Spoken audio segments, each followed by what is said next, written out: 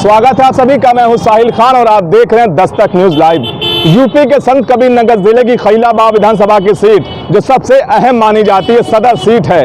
70 सालों में 1952 से लेकर अब तक किस पार्टी के किस विधायक ने कितने सालों तक यहां पर राज किया है और 70 सालों में खलीलाबाद का कितना विकास हुआ है, क्या कुछ खोया क्या कुछ पाया, यहां की जनता यहां के विधायक और सांसदों से जवाब मांगती है। हम 70 सालों का पूरा रिकॉर्ड दिखाएंगे कि खलीलाबाद विधानसभा में किस विधायक ने, किस पार्टी के विधायक ने कितने सालों तक राज किया है और यहां पर क्या विकास हुआ है। देखते रहिए खास रिपोर्ट।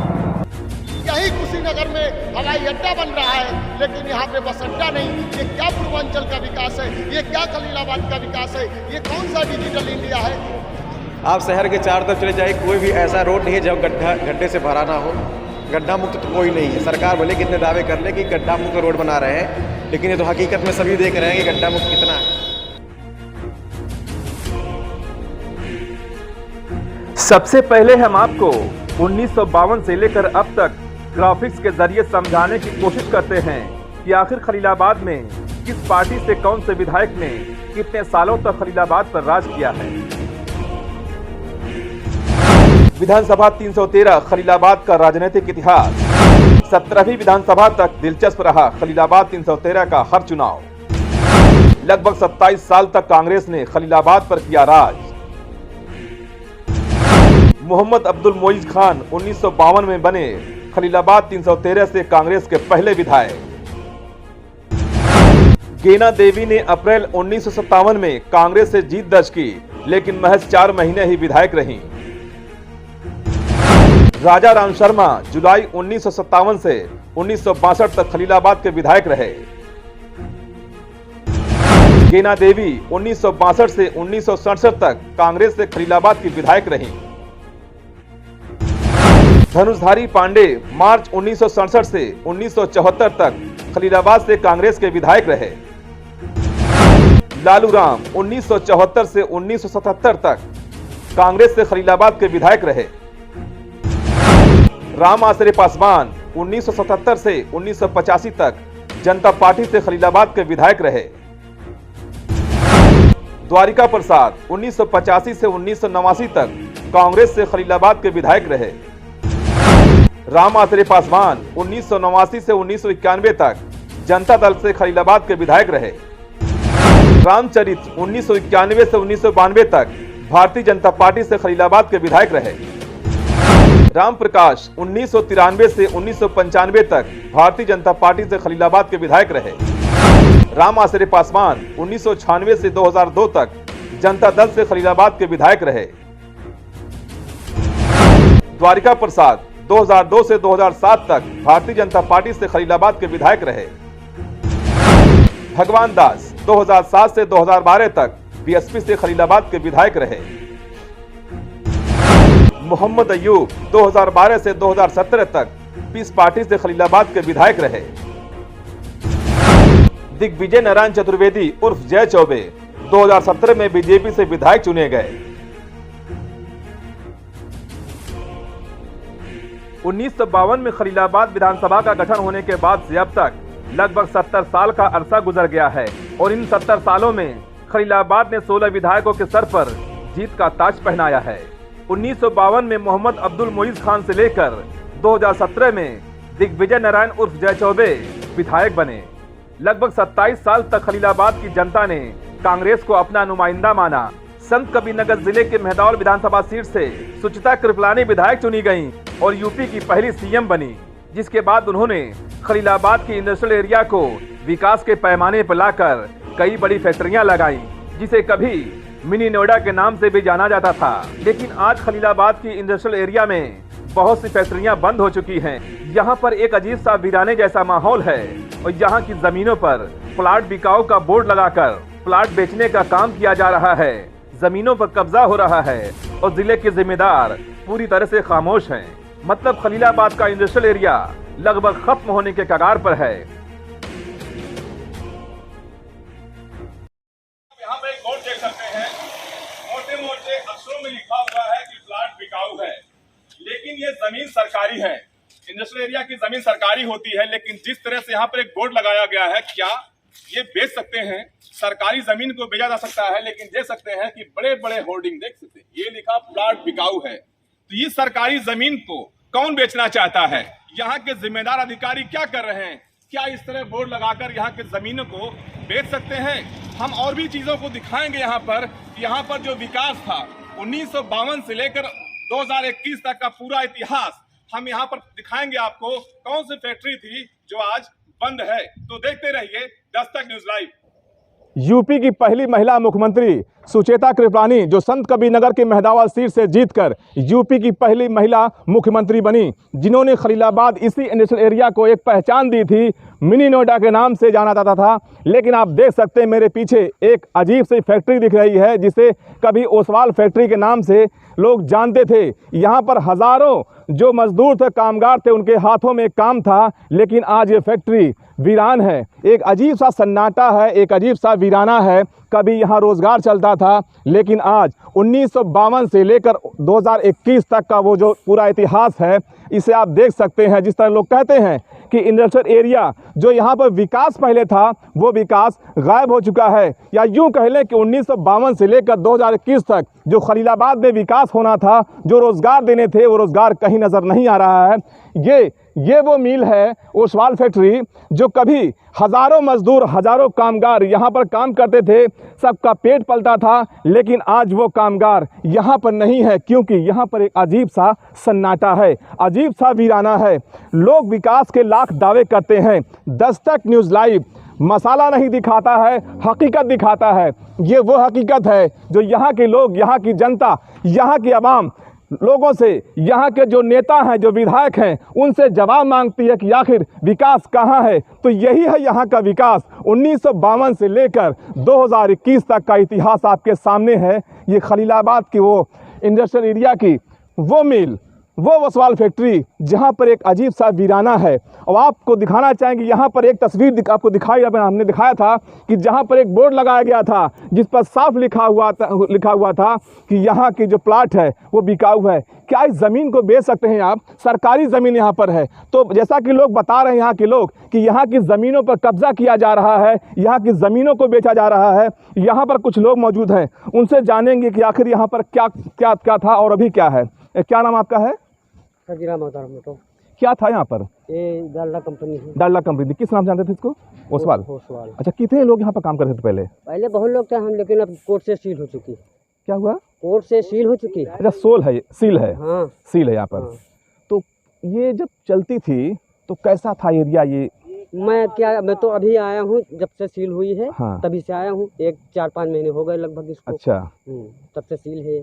तो कभी सुने होंगे कि ये? अरे हाँ, सुने तो हैं, हजारों लोग बारे काम में करते थे, सब कुछ होता था, लेकिन अब जब कोई कर्जा या कुछ भी होगा, इससे मतलब नहीं हमसे है। जी। इसलिए वो कर्जे की बात नहीं है। हाँ। हम बात कर रहे हैं कि 1952 से लेकर जब से विधानसभा का गठन हुआ है, खलीलाबाद विधानसभा में कितना विकास हुआ है। तो ये जो यहाँ पर एक मिल थी, ये बंद हो चुकी है। तो इसको क्या विकास मानते हैं कि जो विकास था खत्म हो गया, मानते हैं आप इसको? अरे जब खत्म हो गया तो क्या माने हम उसको? मतलब विकास तो अभी चला गया। हाँ, जो विकास था खत्म हो गया। देखिए, ये सब लोग यहाँ पर जो गार्ड हैं, ये यहाँ पर इसकी रखवाली करते हैं, क्योंकि बताया जाता है कि यहाँ पे जो सामान, जो लोहे रखते थे, उसको लोग चोरी करते थे, लेकिन यहाँ जिम्मेदार लोग यहाँ इसकी रखवाली कर रहे हैं। तो यहाँ पर ये वो ओसवाल की फैक्ट्री है, जो कभी यहाँ पर विकास की गंगा बहती थी। यहाँ पर हज़ारों लोगों के हाथों में काम था, लेकिन आज ये फैक्ट्री वीरान है, यहाँ पर कुछ भी नहीं है। तो ये है 1952 से लेकर 2021 तक का पूरा इतिहास कि खलीलाबाद में क्या विकास हुआ है। हम दस्तक न्यूज़ लाइव के ज़रिए और भी विधानसभा में जाएंगे और 1952 से लेकर अब तक पूरा इतिहास आपको दिखाएंगे, और जनता की राय भी आपसे जानने की कोशिश करेंगे, जनता क्या कहती है। क्योंकि खलीलाबाद की जनता कहती है यहाँ विकास तो था, लेकिन विकास पूरी तरह से ख़त्म हो चुका है, और आज उस नेता की तलाश कर रहे हैं जो यहाँ पर विकास ला सके। आपको बताना चाहेंगे कि खलीलाबाद को संत कबीर नगर ज़िला बने लगभग 24 साल का अरसा गुजर गया है, लेकिन खलीलाबाद को एक बस डिपो तक नहीं दे सकते हैं, नहीं मिला अभी तक। तो यहाँ के लोग अभी भी विधायकों से जवाब मांगते हैं कि क्या आपने क्या किया है। धरातल पर कुछ भी नहीं है। अगर होता तो इस तरह की मिलें बंद नहीं होती। तो क्या ये विकास है, या जो विकास था वो खत्म हो चुका है? कभी खलीलाबाद और पूर्वांचल की पहचान कही जाने वाली खलीलाबाद की शुगर मिल आज गायब है। अब यहाँ पर ना तो मिल है और ना ही उसके कलपुर्जे। बस यहाँ पर खाली जमीन है और कुछ गार्ड इस जमीन की रखवाली करते हैं। मतलब खलीलाबाद का दूसरा विकास भी अपना अस्तित्व खो चुका है और लोग जवाब मांग रहे हैं कि नेताजी बताइए आपका विकास कहाँ है।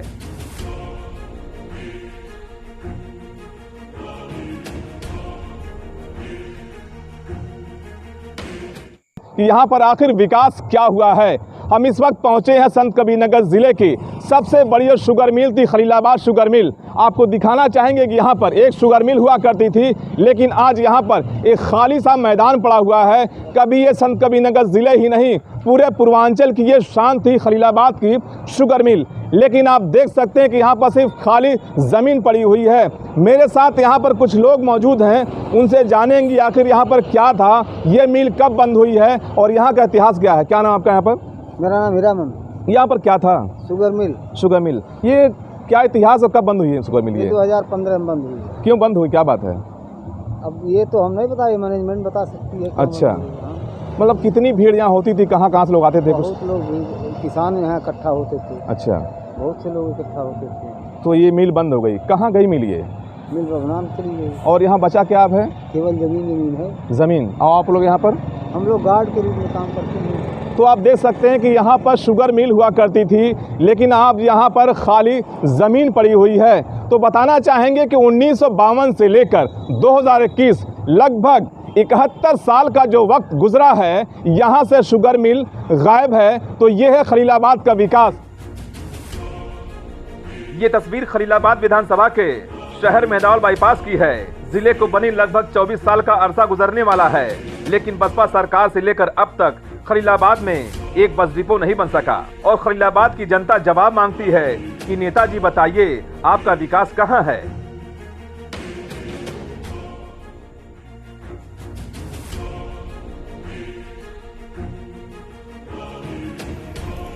अब मगहर की बंद पड़ी कताई मिल और गांधी आश्रम का हाल भी देख लीजिए। कताई मिल नहीं, बस यहाँ पर एक जंगल जैसा माहौल है, जहाँ पर शाम के बाद लोगों को जाने में भी डर लगता है कि कहीं कोई जंगली और जहरीला जानवर ना आ जाए। और गांधी आश्रम का भी यही हाल है, जो पूरी तरह से बंद हो चुका है और लोग पूछ रहे हैं कि आखिर विकास कहाँ पर है। अब आप खलीलाबाद विधानसभा की सड़कों के हाल भी देख लीजिए, जिस पर चलने से लोगों को डर लगता है कि गाड़ी का कौन सा पुर्जा कब खुलकर नीचे आ जाए, कुछ कह नहीं सकते।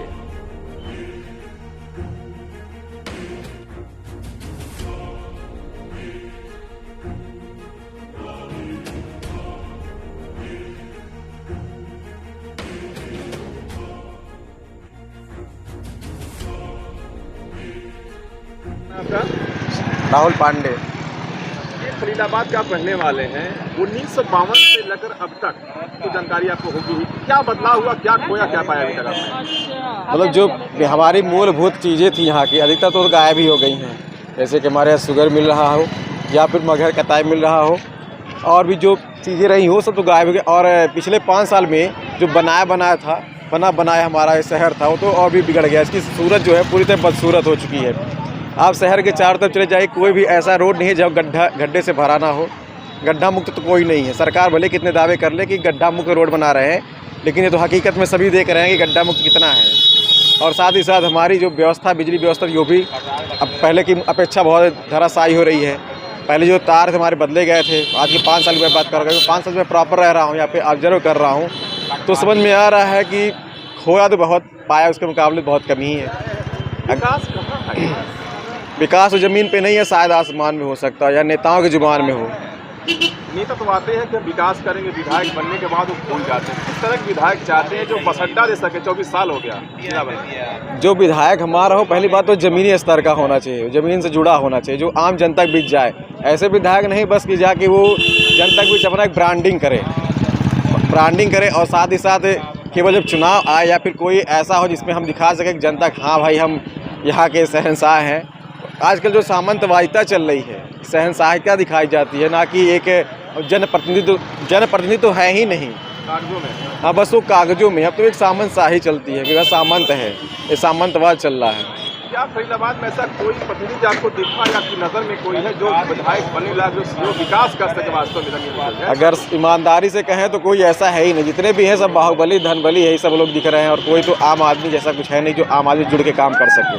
22 में क्या करेंगे आप?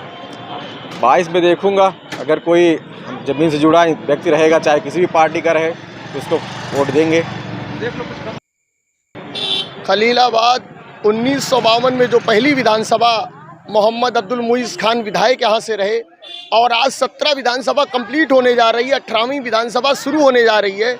70 सालों में हमने कुछ पाया नहीं। इस 70 सालों में हमने शुगर मिल जो थी आज वो ख़त्म हो चुकी है, आज वहाँ से मैदान है।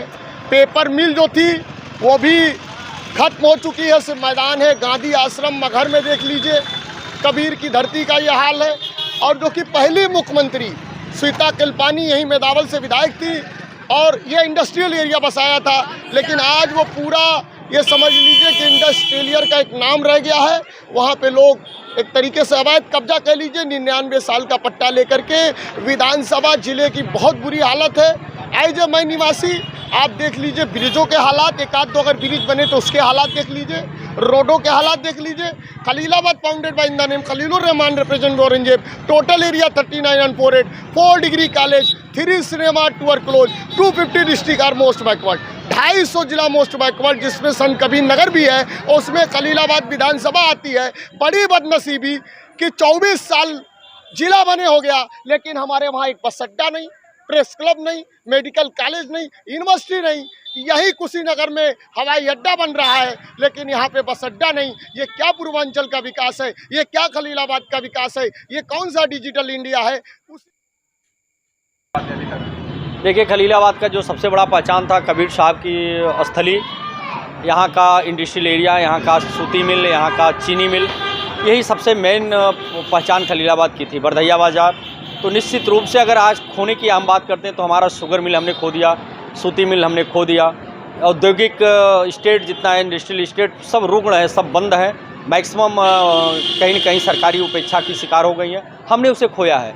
अगर हम पानी की बात करें तो पानी में हम शहर में रोडों का कुछ नया निर्माण हुआ है, ओवरब्रिज मिला है, और कुछ नया जनपद बनने के बाद सरकारी अस्पताल मिला है एक बड़ा, और छोटी मोटी चीज़ें मिली हैं। लेकिन जो ज़रूरत थी, आज एक बड़े शैक्षणिक संस्थानों की ज़रूरत थी, बेटियों के लिए कुछ नहीं मिला जो हमें मिलना चाहिए था। बेटियों की शिक्षा के लिए हमको कुछ नहीं मिला, और टेक्निकल स्कूल हमको नहीं मिले, यहाँ के विद्यार्थियों के लिए टेक्निकल स्कूल नहीं मिला। खेल कूद के लिए जो एक प्रतिस्पर्धा होनी चाहिए वो माहौल और वह चीज़ें नहीं मिली। स्टेडियम तो मिल गया, लेकिन उसके जगह और सारी चीज़ें नहीं मिली, ये बड़ा भारी नुकसान हुआ। और जो यहाँ का मेन पहचान था, यहाँ का बरधैया बाज़ार और बुनकर, इन दोनों को हमने खोया है। बुनकरों के माध्यम से पूरे यहाँ के लोगों का, चाहे मगहर हो चाहे और भी सारी जगह हो, बुनकरों के माध्यम से एक बड़ा यहाँ पे व्यवसाय लोगों को मिला था, उसको भी हमने खोया है। और रोडवेज आज तक 24 इतने साल हो गए, हमको लगता है सरकार जिला भी बने, रोडवेज की अभी एक व्यवस्था यहाँ पे नहीं हो पाई है। निश्चित रूप से यहाँ के चुने हुए जनप्रतिनिधियों के घोर निराशा और उनके द्वारा सक्रिय न रहने की वजह से ये भी एक बड़ा नुकसान हुआ है।